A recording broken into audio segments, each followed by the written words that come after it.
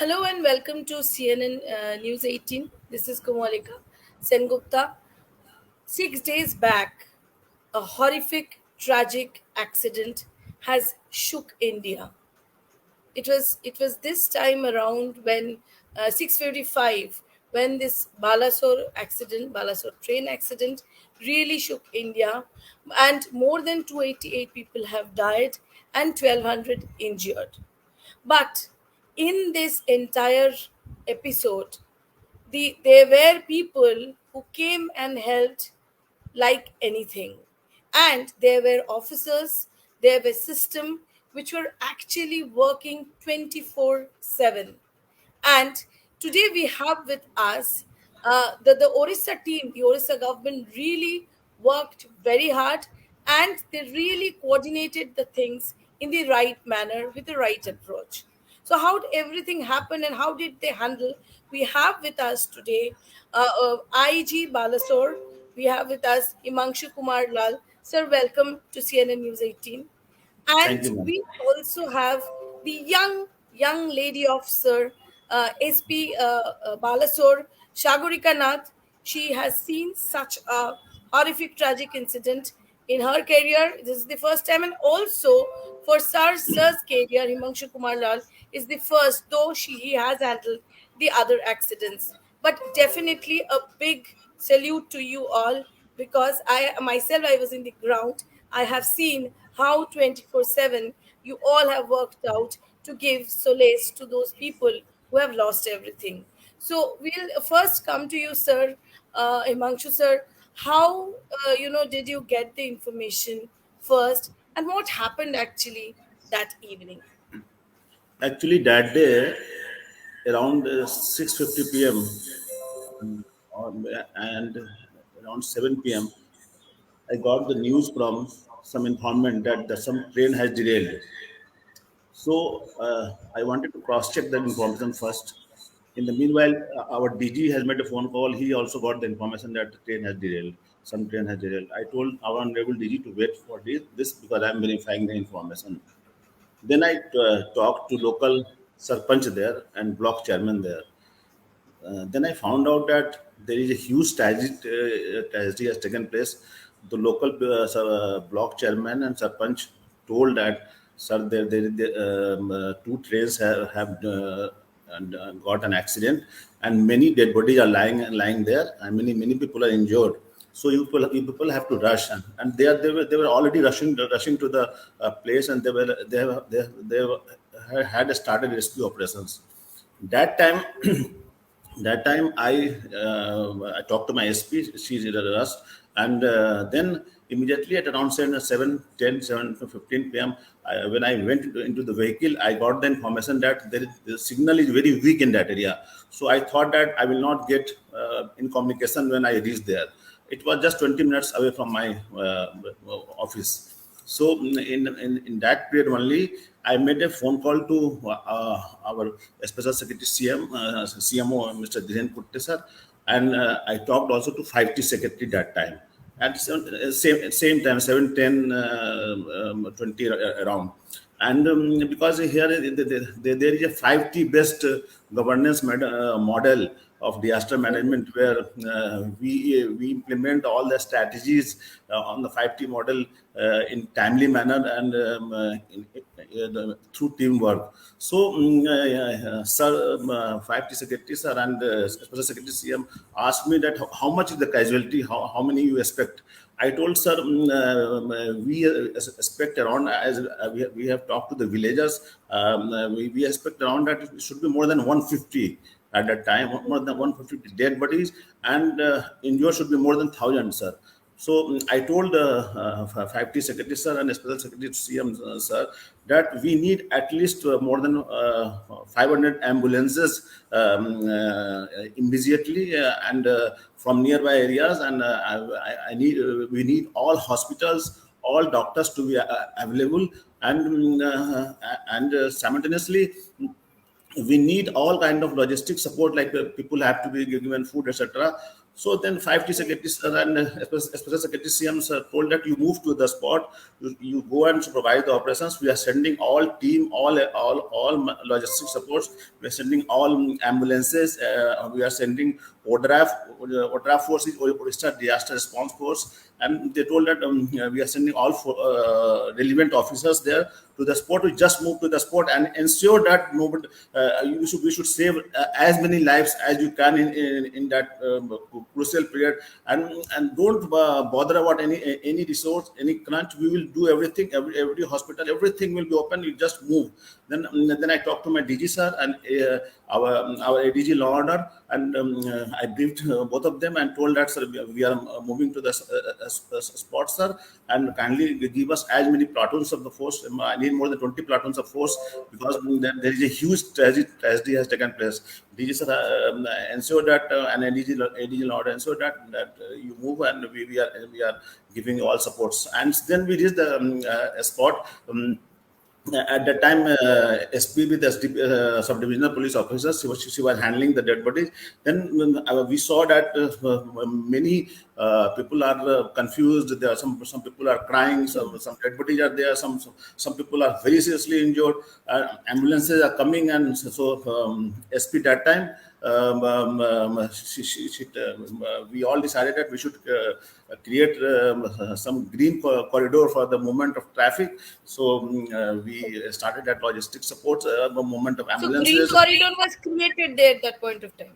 Gain corridor by immediately created, and SP that time she managed the Aska light, because that was very dark area. She managed her forces, and I managed my two other SPs from the range, and whatever officers and forces which were available in my range, I mobilized everybody, and SP herself mobilized whatever forces and everybody, whatever resources were available with her, and we started rescue operations immediately. And people were so good, people were so responsive that they were Local people. cooperating with police, and they were rescuing the body.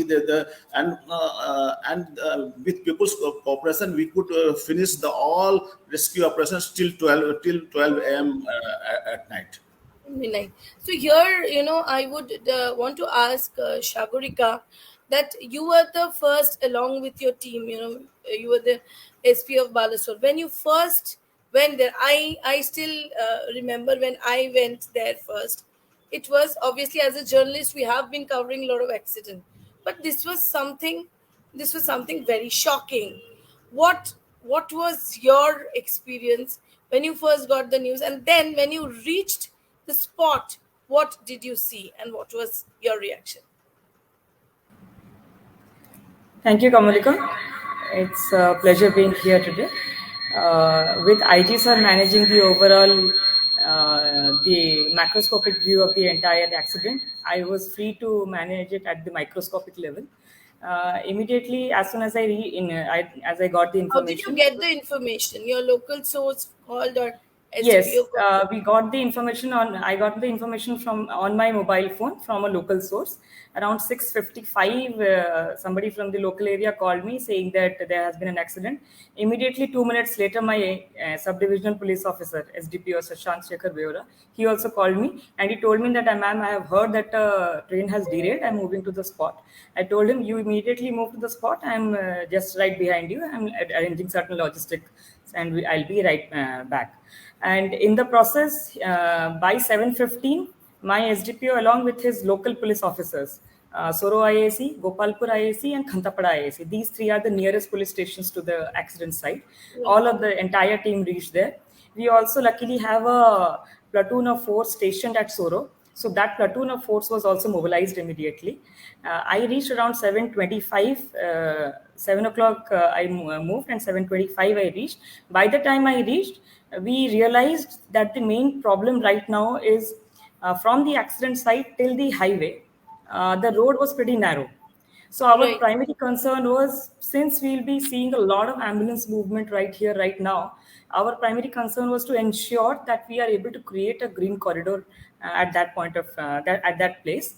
So what we basically did was we blocked the entire highway at certain places. Near Simulia, we had a blockade. Near Haldipada, we had a blockade. Near Sadar area, we had a blockade, which are around 10 to 15 kilometers on both left and right side of the accident spot, so that the other vehicles do not obstruct the critical vehicles which are carrying patients. So that was our primary concern, and we are really, really lucky to have the support of all the local people over there.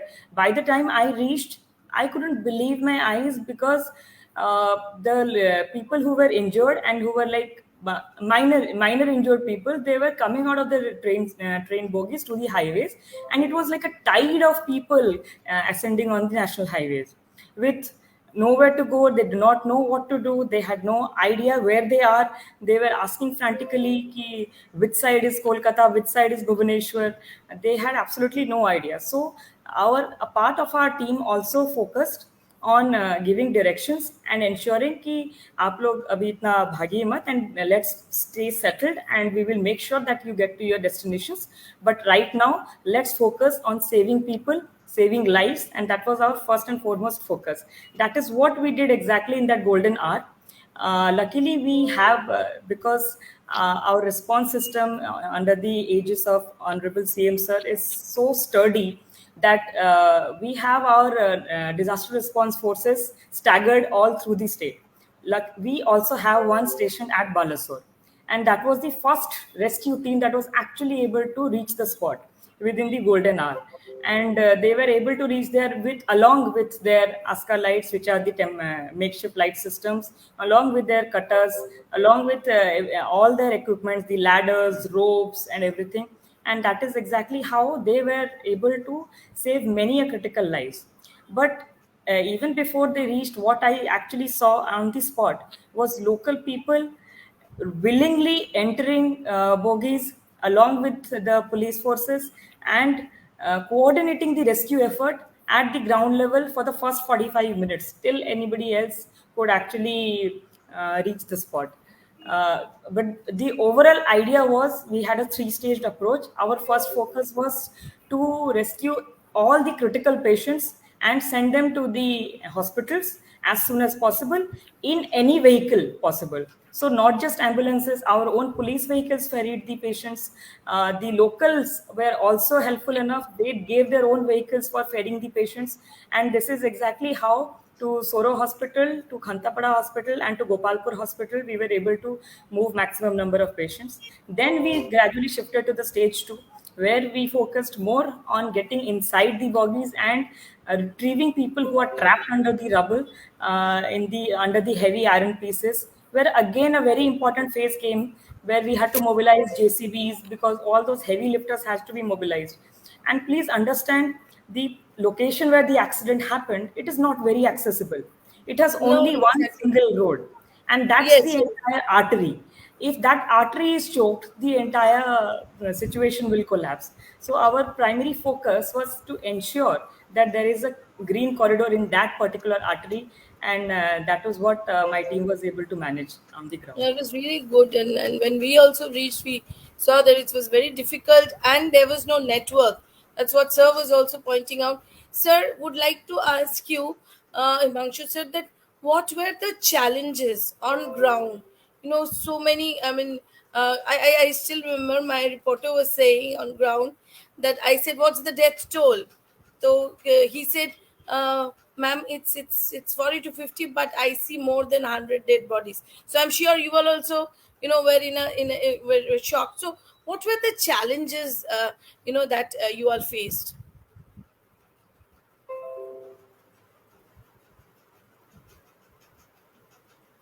I think it's in mute. I'll just, sir, if you could unmute, I'll just ask the Yeah. team. Yeah, Am I clear now?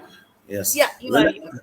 Yeah, when I made a phone call to the 5T secretary and special secretary to CM, within 2 hours, all resources were mobilized. We had ample ambulances, we have ample vehicles, we have all doctors, all hospitals, everything were open. So, in that aspect, we were very comfortable that we have got all resources in our at our.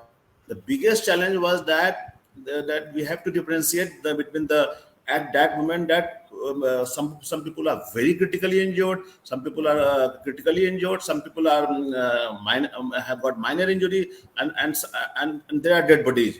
So and we have to coordinate with the local people also. So at that time, we have to demarcate all kinds of injuries, and we have to send it to in different places according to the level of injury, because we wanted that every life should be saved, because our honorable CM always says that every life is precious. So we ensured, and we tried also that this challenge of saving everybody at that moment was the biggest thing for us. And what Sagrika told, that she created with the effort of local officers the green channel, so ambulances were moving and running. So as such, logistic part and medical treatment part, ambulance part, we were very comfortable.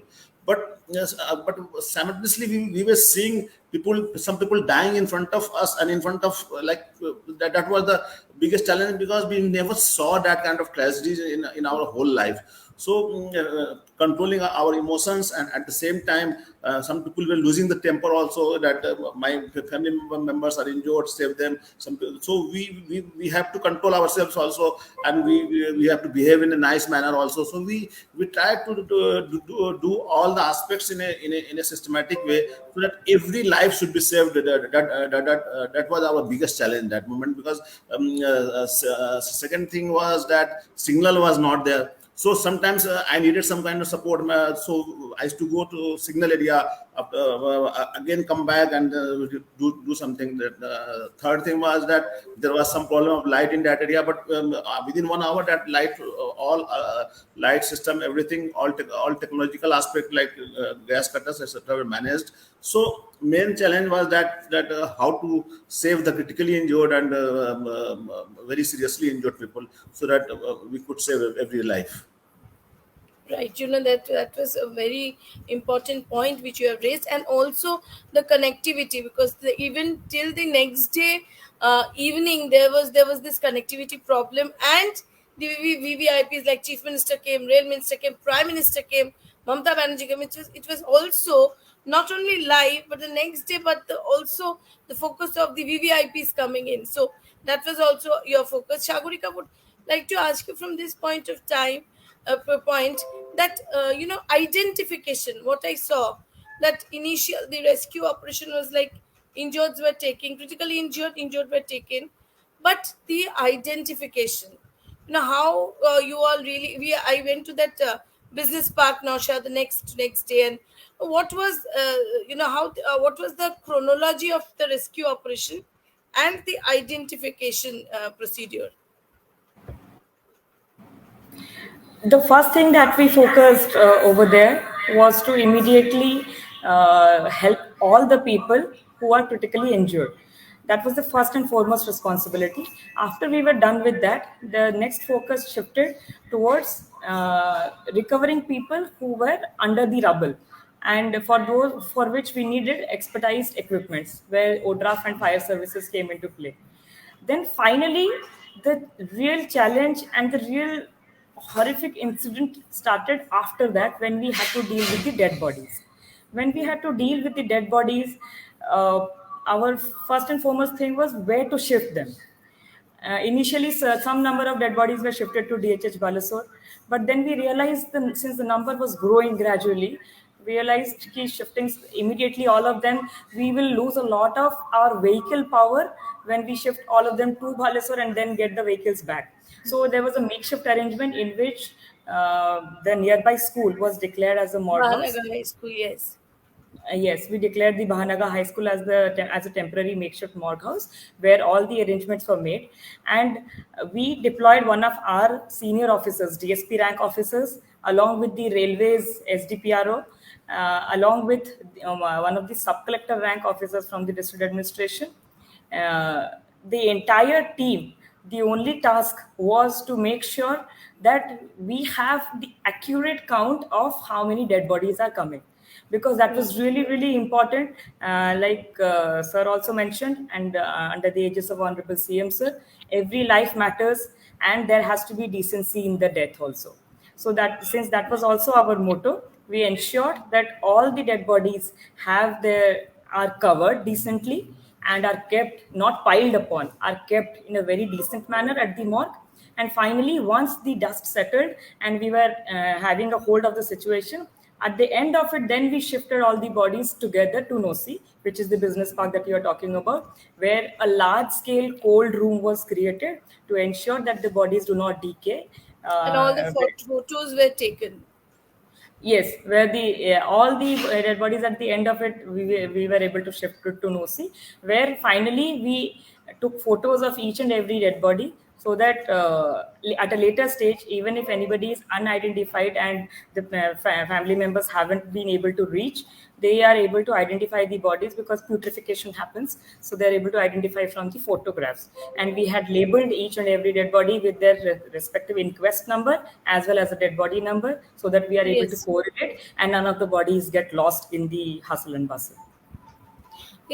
Sir, would like to ask you now that there was total. I mean, there was people's emotion. Somebody's near and dear were dying.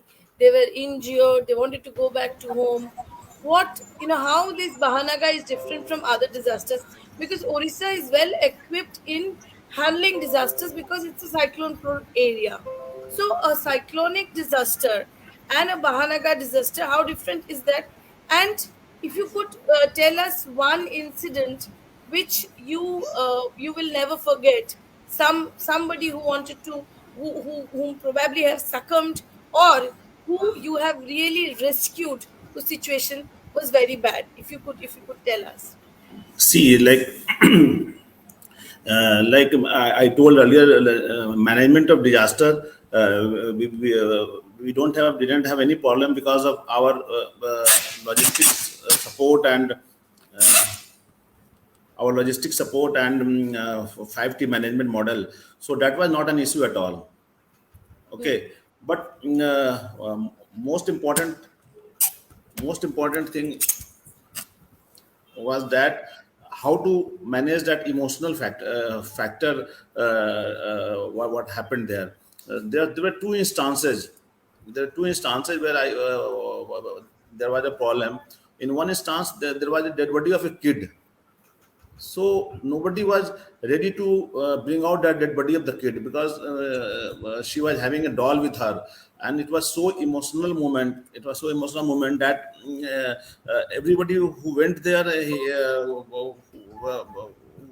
felt very bad. This was one thing that I felt very bad. And second was that that one person was almost dead, but he was alive, and his some big iron rod was on lying on his leg, and he was unable to come out. Oh, So we were giving water to his mouth, and we were trying to get JCB to remove that big iron rod from his leg. We could remove that person in at least 1 hour. That 1 hour was very bad for us because we were not sure that we can remove him in safely or not. But we could remove him, and he is now safe, and he is recovering now. he's rescued. Rescued. So So that's one good thing. yes, so these two incidents were very touchy, and this disaster is different from other disasters. Other disasters, we manage only disaster. Here we have to manage the people's emotions also. So, True. and we have never seen this amount of this quantity of blood in our life, and blood of our own people, blood of family members, True. people that were there, and some persons mother is there, some persons son is there. So and dead body is also there. So it was very emotionally, it was a very challenging moment. Very challenging. Yeah, it was for us also. We were covering the incident, and generally journalists should not be emotional, but for us also, I still remember the first time I went on live. It was tears in my eyes, and it was horrific, and still is becoming difficult. Even after, it feels that we are also having the trauma of that accident. Same question would I like to ask Shagurika, that what what is the picture, or what is the one instance which you are never going to forget? Either somebody survived or somebody succumbed in front of you. The moment I reached, the first view that I saw was my SDPO covered from top to bottom in blood, and he was busy shifting people. At first instance, I was scared that if it was his blood. Then the moment he said, "No, ma'am, I have managed to shift at least 35 people in my own vehicle. So it is their blood, not mine, and I am safe and sound." And he narrated to me that a couple of people, the people that he shifted in his own vehicle, could not make it till the hospital. They died in his own car. So that was one of the incidences. At the moment I entered and moved left towards the bogies which had fallen down off the track, I could see a mother literally push her children out of the window. Very small children, like hardly 1 or 2 years old. She had two kids. They would be hardly 1 to 3 years old, and she was literally as if she was throwing her kids out of the window, just with the hope that if she is not saved, at least somebody outside would save her Okay. kids. And I witnessed it with my own eyes, and it was so saddening. I shouldn't be saying this on live TV, but I had to actually, I picked one of the kids and gave it to my PSO. I told him to make sure that in the makeshift tent that we have made, he is kept there till we are able to rescue the mother. Luckily, with God's grace, we were able to rescue the mother also as soon as the ODRAF reached, and That's both the great. mother and both the kids and the father, the entire family is safe as of now. And there were many such instances. Uh, uh, Yes. Young mothers searching for their kids, fathers searching for their wives, and because Right. there was so much of chaos, there was so much of darkness, and there was so much of uh, nobody knew what to do, whom to ask, where to ask, and people, and because of this uniform, we are so identifiable. Everybody was coming to us and asking, Ki, where should we go? What should we do? When will further help arrive? And that is exactly where the entire system, the entire administration came together, gave their best, and made sure that minimum loss of life is there. Maximum number of people are saved. That was the overall motto of the entire Yes, accident. that's absolutely, that's we also so, sir, in the last part of our conversation would also want to you to tell those stories that there are your team, starting from the IC, the small the driver, the ambulance driver, the paramedical first. How did we have seen them, so would just like to know that how people may not know their name, maybe may not see their face, but what effort they actually gave for the last that 72 hours, if you could just say that. See, we have already listed the civilians, the common man who were helping us, drivers and ambulance drivers and police constables, our home guards, ODRA personnel, NDRF personnel, and even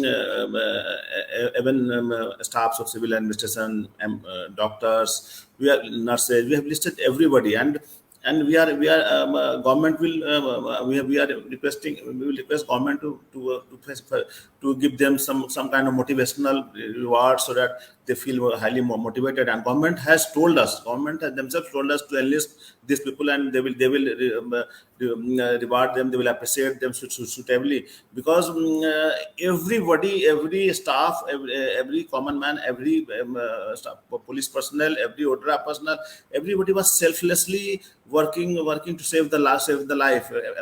Ambulance drivers, nurses, everybody, nobody was complaining about anything. Everybody was hungry. We were not having food for 72 hours, but nobody was complaining about anything. So it was a selfless service by everybody. So we have under the instruction of state government, and CMO, we have listed all those staffs who have given the selfless service, and in the course of the time they will be duly motivated, they will be duly rewarded, and they duly appreciated, so that they feel happy that at the end of the day they are the real winners who have worked on the ground with us. And sir, one last question to both of you: that what is the lesson that the administration, everybody got from Mahanaga accident? First, would like sirs responding, and then Chagurika. So first to you, what lesson do we learn from Bahanaga? What lesson do Just we learn from Bahanaga? just Sarika first to explain, then I'm there. Yeah, Yeah. yeah.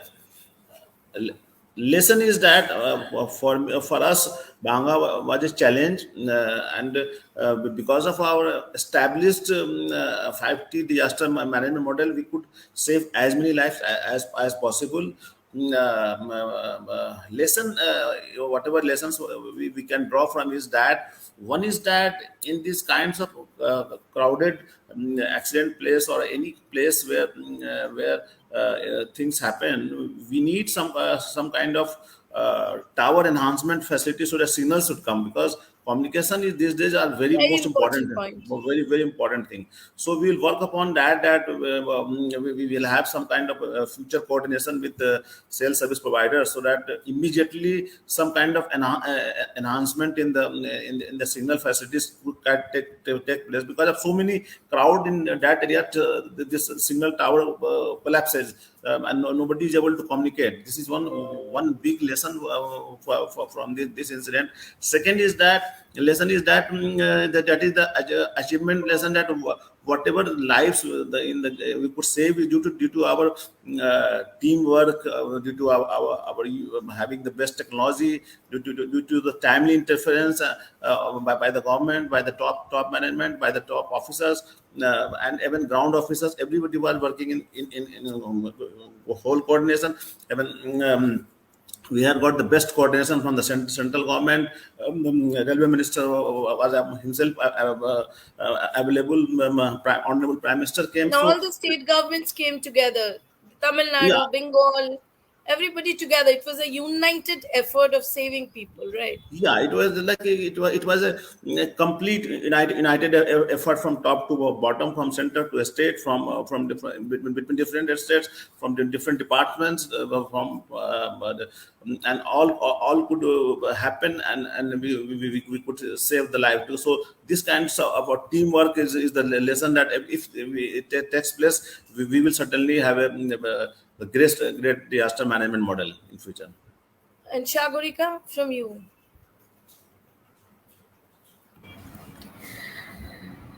Like we have seen that Odisha is quite prone to disaster, and multiple times we have post 99 super cyclone we have been able to manage in a relatively better way. And these days, all anytime the cyclone comes, our motto is zero death.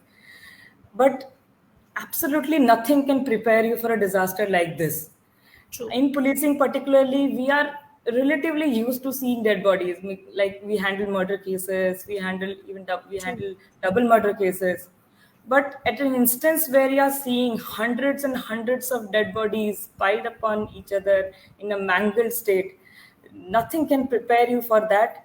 But the only thing that worked in such a situation was the existing SOP that we had because of our disaster preparedness of the state.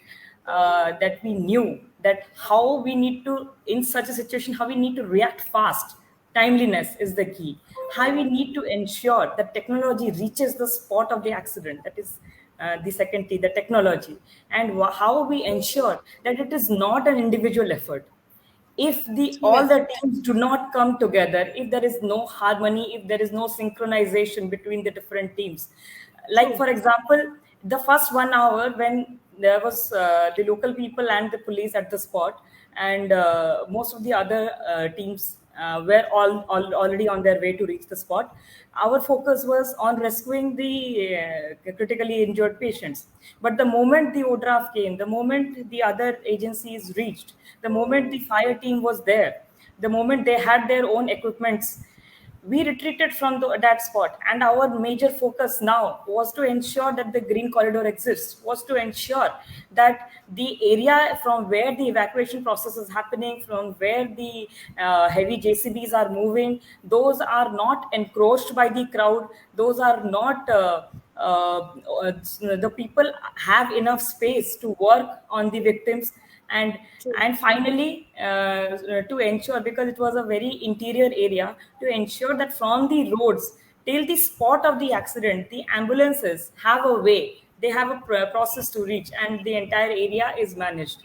And then again, the next day, the overall focus again shifted a bit towards managing the overall law and order. Now that the local people have done their part, they have helped.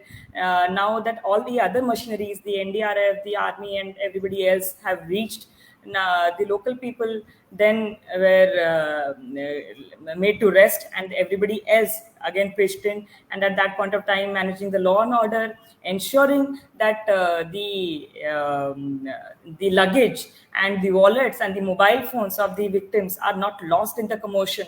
That was also Yes. a very critical thing that we did. Important. In fact, in the entire commotion, we had made one bus. We had designated it as a lost and found section, and had given one inspector I as saw in that. charge. And we have recovered more than 500 mobile phones, more than 100 wallets, and many luggages, which we have finally handed over to the RPF. So that is the overall. The idea was how to synchronize all the parts of the organization into one unique team energy, so that a symbiotic relationship can exist, and we can come up with the best disaster model under the aegis of 5T. Absolutely, because it was not a easy job. It was a very difficult job, and in decades, such type of accidents India has not seen. So it was not a disaster for Orissa. It was not a disaster for Balasore. It was India's disaster, and there I must say, because I myself was in ground zero, that the administration team, the police, the army, the interstate coordination, state central coordination was absolutely superb. And you all are the superheroes. Also, the police officers, also the people who were there on the ground, the administration, the local people. The tragedy was horrific. We have lost so many lives. There were so many emotions together. We really can't bring them back. But a good coordinated team can definitely show that yes, if a disaster comes, then India can fight that in every way. Thanks a lot for joining in CNN News 18, and real salute to all the people who have given their 200% in this disaster. Thanks a lot. And thank you. Thank you. Thank you.